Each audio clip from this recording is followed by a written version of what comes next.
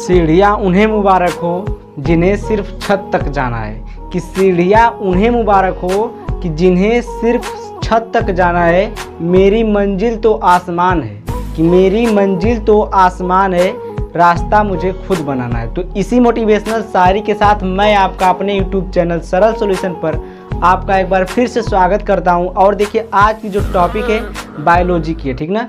Biology की topic आज important topic है। ये है आहार श्रृंखला, ठीक ना। आहार श्रृंखला किसे कहते हैं, और ये मतलब अगर आप स्वपोषी परपोषी की वीडियो अगर नहीं देखे हैं तो डिस्क्रिप्शन में लिंक दिया हुआ है, वहाँ पर आप जाकर देख सकते हैं, ठीक ना।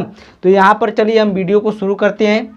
तो आहार श्रृंखला क्या होता है, तो आहार श्रृंखला में पहले हम सूर्य को यहाँ पर देखिए सूर्य को बना लिए हैं, क्योंकि जो सूर्य होता है ये यही एनर्जी को देता है, ठीक ना। सबके लिए ये क्या है, एक एनर्जी दाता है। सूर्य क्या है, एक एनर्जी दाता है जो सबको एनर्जी देता है। सूर्य क्या करता है, सबको एनर्जी देता है, ठीक ना। पेड़ पौधों को भी देता है, जीव जंतु हमको भी देता है, ठीक ना। तो ये देखिए प्रथम श्रेणी में देखिए यहाँ पर एक श्रेणी, दो श्रेणी, तीन श्रेणी, ठीक ना। और देखिए तीन प्रकार के होते हैं, उत्पाद, उपभोक्ता और चीर। और उपभोक्ता में देखिए तीन प्रकार के हो गए, शाकाहारी, सर्वाहारी, मांसाहारी, सिर्फ उपभोक्ता में आ गए, ठीक ना। और इसको देखिए उत्पाद को बोलते हैं प्रोड्यूसर, और देखिए उपभोक्ता को बोलते हैं कंज्यूमर, और देखिए अपघटक को बोलते हैं डीकम्पोजर, ठीक ना। डीकम्पोजर अपघटक को बोलते हैं। अब देखिए बारी बारी से सबको हम जानते हैं एकदम आसान भाषा में। तो देखिए जो आपका उत्पाद होता है, उत्पाद किसे कहेंगे, जैसे आपका जो पेड़ पौधे हैं, ठीक ना। पेड़ पौधे, छोटे छोटे पेड़ पौधे, गेहूं चावल के पौधे या फिर और भी जो भी पेड़ पौधे हैं, जितने प्रकाश संश्लेषण से अपना भोजन बनाते हैं, ठीक ना। जितने भी सूर्य से अपना भोजन बनाते हैं प्रकाश संश्लेषण द्वारा, उसको हम बोलते हैं उत्पाद, ठीक। उसको हम क्या बोलते हैं, उत्पाद। अब देखिए इस उत्पाद को यानी इस पेड़ पौधों को खा करके जो बकरी होती है, यानी कि फर्स्ट, अब उपभोक्ता में आ जाते हैं। तो उपभोक्ता में जो फर्स्ट वाला यानी कि शाकाहारी, शाकाहारी में कौन आएंगे, जैसे आपकी बकरी हो गई, हिरन हो गया, ठीक ना। ये सब क्या आएंगे शाकाहारी में, जो सिर्फ इन चीज़ों को खाते हैं, यानी कि पेड़ पौधों के खाते हैं, ठीक ना। इनको खाते हैं तो इनको हम क्या बोलेंगे, शाकाहारी बोलेंगे। बकरी है, हिरन है, और भी चीज़ें बहुत ही जो भी आपके विचार में आ रहे हैं, जो पेड़ पौधे खाते हैं, जो घास ओस खाते हैं, ये सब क्या है, शाकाहारी होते हैं। अब देखिए दूसरा है सर्वाहारी। सर्वाहारी में क्या आते हैं, सर्वाहारी में मानव आते हैं। मानव पहले शाकाहारी में आते थे, लेकिन जब से ये मांस खाने लगे ये आने लगे सर्वाहारी में, ठीक ना।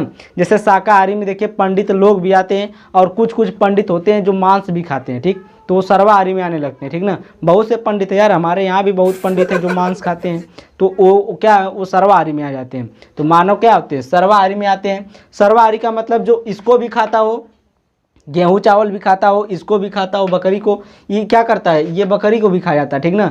ये क्या करता है, बकरी, हिरन, ये सब घास ओस खाता है, ना। गेहूँ चावल तो खाते हैं पेट भरने के लिए, लेकिन स्वाद को बढ़ाने के लिए ये बकरी वकरी मार के खा जाते हैं। मुर्गी हो गई, बकरी हो गई, मछली हो गई, ये सब खा जाते हैं। मांसाहारी में आते हैं, तो मांसाहारी में देखिए शेर है।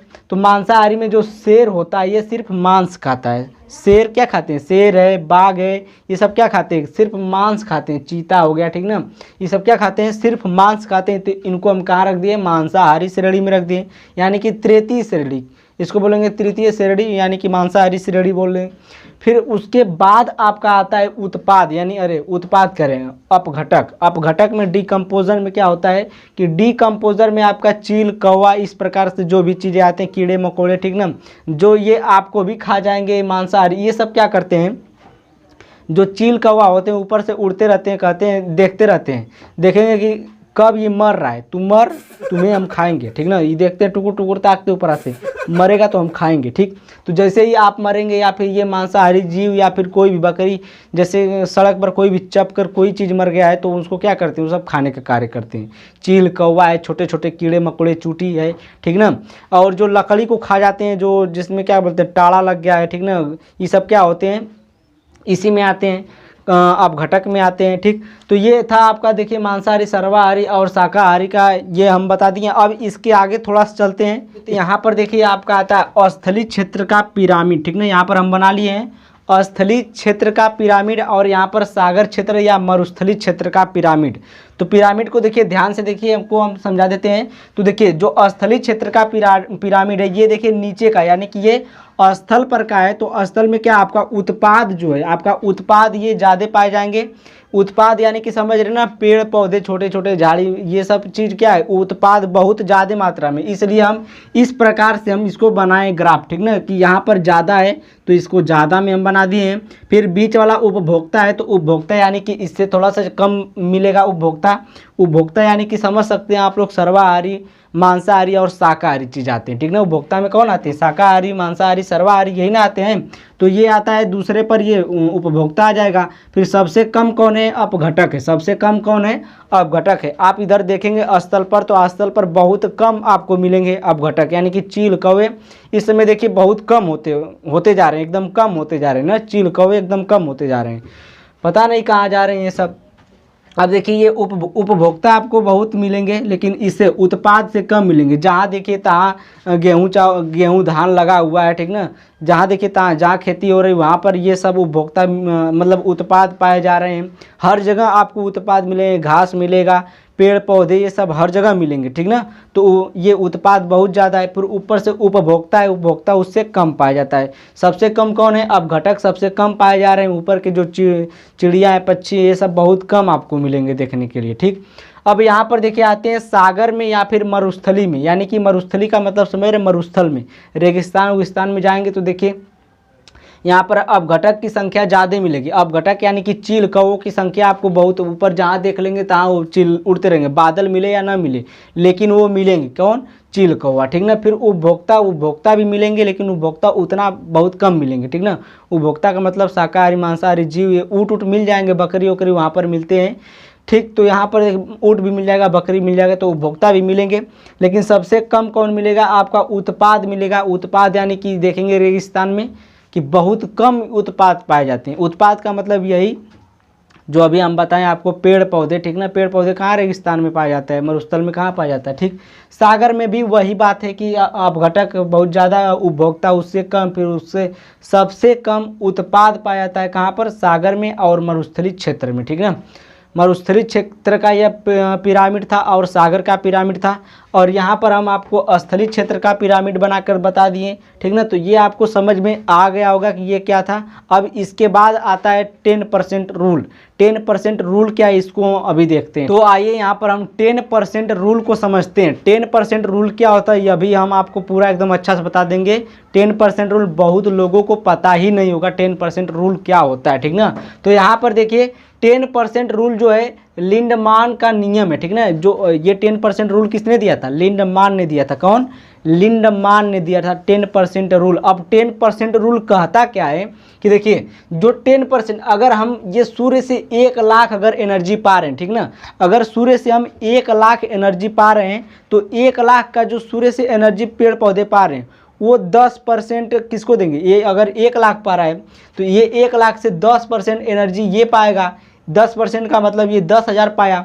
फिर 10,000 का देखिए, अब देखिए ये कितना एनर्जी पाया, ये 10,000 पाया। 1 लाख का कितना पाया, 10,000 पाया। अब 10,000 का, अब इसको कोई खाएगा, पेड़ पौधों को कौन खाएगा, बकरी खाएगी। तो बकरी कितना पाएगी, 10% इसका पाएगी, ठीक ना। इसका कितना पाएगी, 10% पाएगी। यानी कि 10,000 का 10% कितना होगा, 1,000। तो ये 1,000 पाई एनर्जी। अब 1,000 का जो मानव खाएगा बकरी को, उसका 10% मानव को मिलेगा, ठीक ना। यानी कि ये 100 मिलेगा। तो 100 मिला। अब जो मानव को खाएगा, यानी कि शेर खाएगा मानव को, तो शेर को कितना मिलेगा, 100 का 10% मिलेगा। तो 100 का 10% मिलेगा, तो यानी कि 10 ठे मिलेगा। अब 10 का जो शेर को खाएगा, शेर मरेगा तो कौन खाएगा, चील कौवा खाएंगे।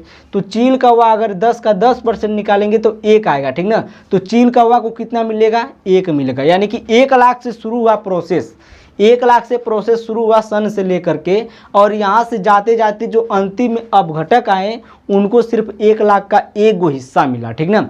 यानी इसका मतलब ये है कि जो शुरू में रहेगा उसको ज़्यादा एनर्जी मिलेगी, और जो अंत में रहेगा उसको कम एनर्जी मिलेगी।